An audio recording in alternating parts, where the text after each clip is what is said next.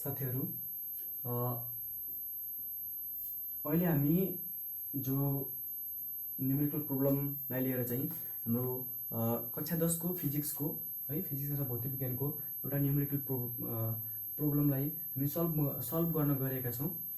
त्यो पनि जो हाम्रो पहिलो च्याप्टर छ, पहिलो युनिट है बल फोर्स पार्ट, त्यसमा रहेको चाहिँ एउटा हाम्रो जो गुरुत्व बल अर्थात तौल सम्बन्धी भनौं भने तौल अर्थात कुनै पनि ग्रह उपग्रहमा भारोत्तोलकले अर्थात कुनै पनि व्यक्तिले के कति पिण्ड चाहिँ उठाउन सक्छ त्योसँग सम्बन्धित एउटा हाम्रो समस्या छ। त्यसलाई हल गर्न गइरहेका छौं र यसलाई हामीले सिक्यौं भने लगभग हामी सबैलाई फाइदा हुनेछ, एक्जामको लागि चाहिँ फाइदा हुनेछ र अन्य विभिन्न हाम्रो दैनिक जो व्यावहारिक क्रियाकलाप छ त्यसमा पनि हामीलाई फाइदा नै हुनेछ। यसमा छ एउटा प्रब्लम, न्यूमेरिकल प्रब्लम कि क्वेशनमा छ कुनै भारोत्तोलकले पृथ्वीमा 220 केजी पिण्ड उठाउन सक्छ भने सोही भारोत्तोलकले चन्द्रमामा कति पिण्ड उठाउन सक्छ त है। यसलाई हेरौं कि एउटा भारोत्तोलक छ, उसले चाहिँ हाम्रो यो पृथ्वीमा 220 केजी चाहिँ उठाउन सक्छ है। भारोत्तोलक अर्थात वेट लिफ्टर, उठाउने मान्छे हामीलाई सबैलाई थाहा छँदैछ है। उसले चाहिँ पृथ्वीमा 220 केजी उठाउन सक्छ पिण्ड है भनेपछि त्यत्तिकै बल लगाएर चाहिँ चन्द्रमाको सतहमा सोही व्यक्तिले कति पिण्ड चाहिँ उठाउन सक्छ त है। यसको लागि हामी क्याल्कुलेसन गर्नको लागि चाहिँ हामीलाई के यहाँ दिएको छ है, जीई अर्थात पृथ्वीमा चाहिँ गुरुत्व प्रवेगको मान हो 9.8 मिटर पर सेकेन्ड स्क्वायर अनि जीएम अर्थात चन्द्रमामा गुरुत्व प्रवेगको मान छ 1.67 मिटर पर सेकेन्ड स्क्वायर है, यो दिएको छ। अब हामी यहाँ हेर्छौं भने उक्त भारोत्तोलकले पृथ्वीमा लगाउने बल, उक्त वस्तुलाई उठाउनको लागि लगाउने बल र चन्द्रमामा चाहिँ जो उसको बल हो त्यो चाहिँ बराबर नै हुन्छ है। तर डिफरेन्स के कुरामा आउँछ भने यहाँ जो गुरुत्व प्रवेगको मान छ यसले गर्दाखेरि पिण्डमा चाहिँ डिफरेन्स आउँछ है, किनकि बल अर्थात कुनै पनि तौल, वस्तुको तौल चाहिँ कुनै पनि स्थान अथवा ग्रह उपग्रहको गुरुत्व प्रवेगमा चाहिँ भर पर्ने कुरो हुन्छ, अर्थात गुरुत्व प्रवेग अनुसार फरक हुन जान्छ है। त्यसैले गर्दाखेरि जो व्यक्ति छ, भारोत्तोलक छ, उसले पृथ्वीमा 220 केजी वस्तुलाई उठाउन लगाउने जुन बल हुन्छ है, गुरुत्व बलको विरुद्धमा लगाउने बल हुन्छ जुन, त्यो बल त्यत्तिकै बल चाहिँ उसले चाहिँ चन्द्रमामा लगाउन सक्छ। त्यसैले हामीले यहाँ लेख्न पाउँछौं कि FE अर्थात फोर्स इन अर्थ, पृथ्वीमा उसले लगाउने बल बराबर FM अर्थात M मिन मुन, चन्द्रमामा चाहिँ उक्त व्यक्तिले लगाउने बल, यो गर्न सक्छौं। अनि पछि सँगै गएर FE अर्थात WE = WM यो गर्न सक्छौं। अब W हामीलाई थाहा छँदैछ M हो है, यो पिण्ड हो, पिण्ड र W अर्थात वेट, पिण्ड र गुरुत्व प्रवेगको गुणनफल। त्यसैले यो चाहिँ पृथ्वीवाला हो, पृथ्वीको लागि पिण्ड ME राखौं। अनि पछि जो गुरुत्व प्रवेग छ GE हामीलाई दिइदिएकै छ इक्वल्स टु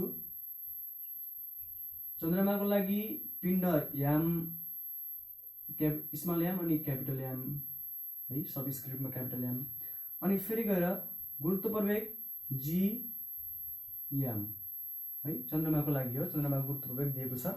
यसरी हामीले यदि यो फर्मुला लगाउँछौं भने हामीलाई चाहिएको जुन M चन्द्रमा पिण्ड हो, चन्द्रमामा उठाउन सक्ने पिण्ड, त्यो चाहिँ हामीलाई प्राप्त हुन्छ, किनकि पृथ्वीमा उठाउन सक्ने पिण्ड दिइएको छ अनि पृथ्वीको गुरुत्व प्रवेग दिइएको छ र सँगसँगै चन्द्रमाको गुरुत्व प्रवेग दिइएको छ। हामीलाई पत्ता लगाउनु पर्छ चन्द्रमामा उठाउन सक्ने चाहिँ पिण्ड है। उक्त भारोत्तोलकको जो क्षमता हो उठाउन सक्ने पिण्ड उठाउन सक्ने क्षमता त्यो चाहिँ हामीले सजिलै पत्ता लगाउन सक्छौँ। अब यसलाई हामी हल गरौँ। सँगसँगै तपाईहरु पनि आफ्नो कापीमा हल गर्न सक्नुहुन्छ। यसको सोलुसनमा जाउँ। सोलुसन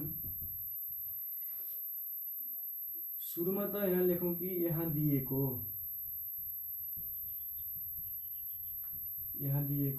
अर्थात् प्रश्नमा दिएको प्रश्नानुसार लेख्न सकिन्छ। प्रश्नमा के दिएको छ त्यसलाई लेखौँ।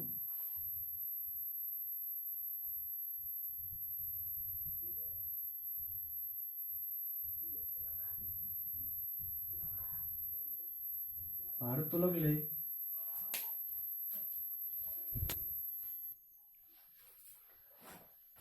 दिएको यति कुराहरू छ। भारोत्तोलकले पृथ्वीमा उठाउने पिण्ड एमई माने मैले एमई है, एम पिण्डको लागि, ई चाहिँ सब्स्क्रिप्टमा अर्थमा भनेको है।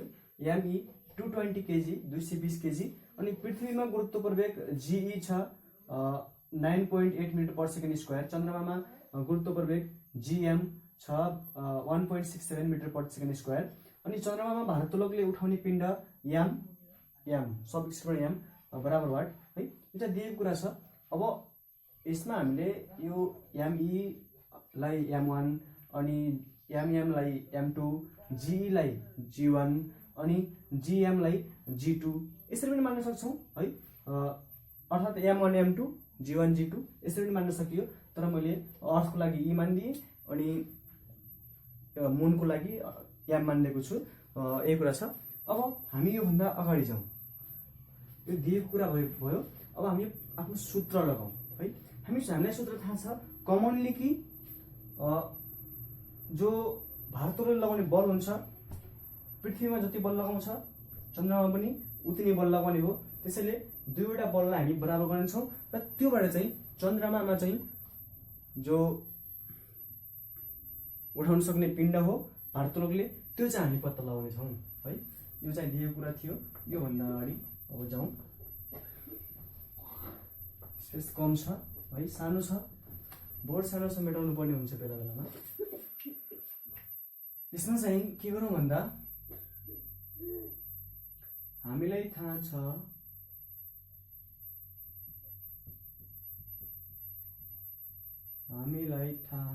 कि जसलाई इङ्ग्लिसमा वी नो द्याट लेख्छौँ है। अर्थात् सूत्र अनुसार भने पनि हुन्छ, फरक पर्दैन है कि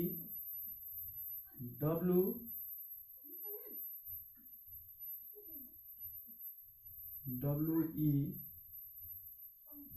बराबर WM है। यो चाहिँ हुन्छ, हामीलाई थाहा छ है। WE इक्वल्स टु WM हुन्छ भन्ने कुरा हामीलाई थाहा छ। अर्थात्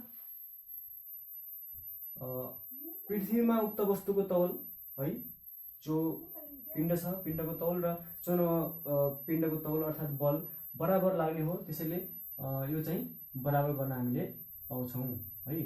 अब यो पृथ्वीको लागि जाउँ कि WE को लागि ME into GE equals to चन्द्रमाको लागि MM इन्टु GM। और हामीसँग ME अर्थात् पृथ्वीमा भारोत्तोलकले उठाउन सक्ने पिण्ड छ 220 केजी इन्टु पृथ्वीमा चाहिँ गुरुत्व प्रवेगको मान 9.8 मिटर पर सेकेन्ड स्क्वायर। यो पनि छ, हामीले लेख्यौँ यसको भ्यालु मान लेख्यौँ है। अब चन्द्रमामा उठाउन सक्ने पिण्ड हामीले पत्ता लगाउनु पर्ने छ। त्यसलाई MM नै लेख्यौँ इन्टु मल्टिप्लाई बाई चन्द्रमामा चाहिँ गुरुत्व प्रवेगको मान 1.67 दिएको छ। जुन दिएको थियो त्यहीदेखि हामीले लेखेका छौँ, मान राखेका छौँ है, भ्यालु राखेका छौँ। अब यसको क्याल्कुलेसन गर्छौँ भने MM equals to 220 into 9.8 divided by 1.67 है, जो 1.67 एमसँग मल्टिप्लाईमा छ, यो चाहिँ डिभाइडमा आउँछ यतातिर कि एमएम हामीलाई चाहिएको हो, हामीले यसलाई चाहिँ छुट्टै लेख्नेछौँ है। अब देयरफोर एमएम अर्थात् चन्द्रमामा भारोत्तोलकले उठाउने पिण्ड इक्वल्स टु, यसलाई क्यालकुलेसन गर्छौँ भने 1291.017 है, यस्तै आउँछ केजी। यसलाई हामीले लेख्न सक्छौँ कि 1291 केजी है, यो हाम्रो फाइनल आन्सर हुन्छ। अब हामी यहाँ लेख्नेछौँ कि अन्तमा के लेख्नेछौँ भन्दा, सबैले सारी सक्यौँ होला है, के लेख्छौँ भन्दा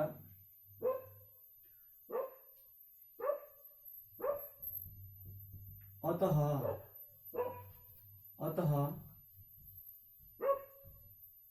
उक्त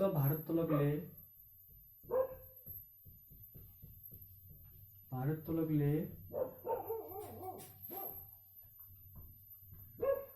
चन्द्रमामा